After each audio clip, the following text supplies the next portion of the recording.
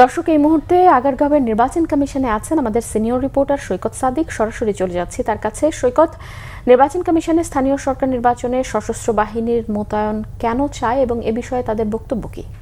মিটিংটি চলমান সকাল 11টায়। আজকে এই নির্বাচন কমিশনের 12তম যে সভা, প্রধান নির্বাচন কমিশনার এএমএম নাসিরউদ্দিনের সভাপতিত্বে বৈঠকটি হচ্ছে এবং এখন প্রায় শেষ পর্যায়ে। হয়তো কিছুক্ষণের মধ্যে এই ব্রিফিংয়ে, এই দীর্ঘ মিটিংয়ে কী কী বিষয় নিয়ে হলো। আপনি জানেন যে সামনে স্থানীয় সরকার নির্বাচন, বিশেষ করে ইউনিয়ন পরিষদ নির্বাচন, সিটি কর্পোরেশন, উপজেলা পরিষদ নির্বাচন।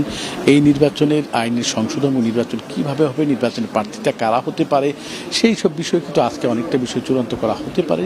এবং যেহেতু নির্বাচন কমিশনের আর অন্যান্য যে বিষয়গুলো রয়েছে, তো সেনা মোতায়েনের বিষয়টা রয়েছে, সেই বিষয়গুলো কিন্তু আমরা স্পষ্ট করে বলতে পারবো যে এইটার বৈঠক শেষে যখন ব্রিফিংটা হবে, আমরা যতটুকু জানতে পেরেছি যে নির্বাচন কমিশনের যে সিনিয়র সচিব রয়েছে জনাব আখতারউদ্দিন আহমেদ, তিনি কিন্তু এই বৈঠকে বিষয়ে বিস্তারিত তুলে ধরবেন। আমরা প্রায় শেষ পর্যায়ে হয়তো কিছুক্ষণ পরে আমরা এই বৈঠকের বিষয়ে জানবো। আপনি জানেন যে দীর্ঘদিনে কিন্তু জাতীয় নির্বাচনের পরে নির্বাচন কমিশনার সাহেব অসুস্থ ছিলেন, তার অনুপস্থিতিতে হয়তো বৈঠকটা দেরিতে হলো। তো আজকে যেহেতু এই দীর্ঘ বৈঠক হলো এবং এই বৈঠকের পরে আমরা জানতে পারবো যে আগামী নির্বাচন, বিশেষ করে স্থানীয় সরকার নির্বাচনের তফসিলের বিষয়টি রয়েছে যে ইউনিয়ন পরিষদ নির্বাচন আগে হবে না উপজেলা পরিষদ নির্বাচন হবে এবং কবে নাগাদ এটার তফসিল ঘোষণা হতে পারে। যেহেতু গত মাসে জাতীয় সংসদে বলা হয়েছিল যে মির্জা ফখরুল ইসলাম বলেছিলেন যে অক্টোবর মাসের দিকে কিন্তু নির্বাচন হতে যাচ্ছে, ইউনিয়ন পরিষদ নির্বাচন বা সরকারের পক্ষ থেকে বিভিন্নভাবে বলা হয়েছে।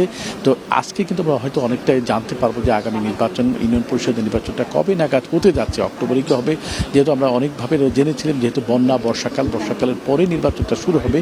তো সব মিলিয়ে সব বিষয় কিন্তু আমরা কিছুক্ষণ পরে বৈঠক শেষে যখন আনুষ্ঠানিকভাবে ব্রিফ করবেন বা নির্বাচন কমিশনের পক্ষ থেকে, সেই বিষয়গুলো আরও পরবর্তী সংবাদে জানিয়ে দিতে পারবো। তো এখন পর্যন্ত প্রায় মিটিংয়ের শেষ পর্যায়ে, হয়তো কিছুক্ষণের মধ্যেই তারা বৈঠক শেষে বা সভাকক্ষ থেকে বেরিয়ে আসবেন। এখন পর্যন্ত আমার কাছে নির্বাচন কমিশনের এই হচ্ছে সর্বশেষ তথ্য। ধন্যবাদ সৈকত।